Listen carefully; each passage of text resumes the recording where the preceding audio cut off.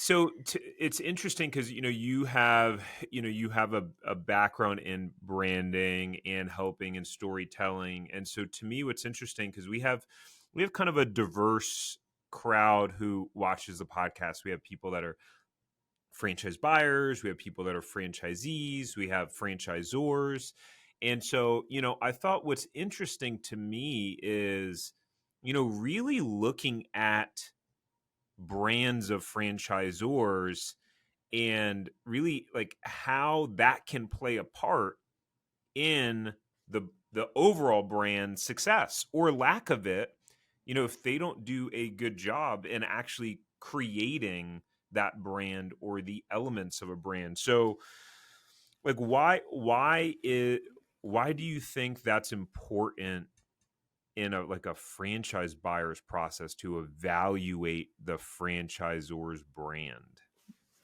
That's a great question. And I love this question for various reasons. I think I can take it in a couple different directions, but I think back to discovery days where I was in the room with potential franchisees coming in to vet our brand. And one of my favorite things to talk about was the brand and how we developed it. And when you develop a brand, you think very strategically and you take a lot of time to outline what is our voice, what is our tone, how are we going to speak to customers. And excuse me, because that's so deliberate, you see that woven throughout all the messaging. So as a potential buyer, I would encourage you to go look and see what the message is out in the marketplace. What are people saying?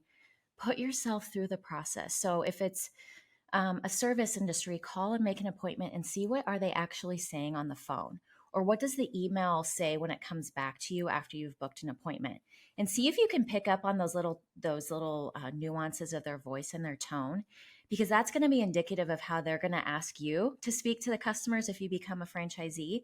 And does that align with what you want?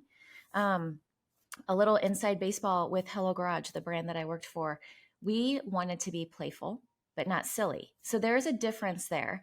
And so we wanted to have fun with our messaging and encouraged our franchisees that, hey, we're going to call our floor coatings ice cream colors, or excuse me, ice cream flavors instead of like a natural color, because that's memorable for somebody. So does that resonate with you?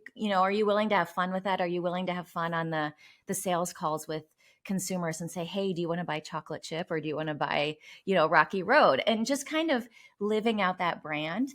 So as a franchisee, in summary, ask to see if you could get a peek under the hood at their brand guidelines and see what their voice and tone is, because that will tell you a lot about what they're going to ask you to carry through as a brand ambassador for them. If you enjoyed this short clip from the podcast, you can check out another short clip right here.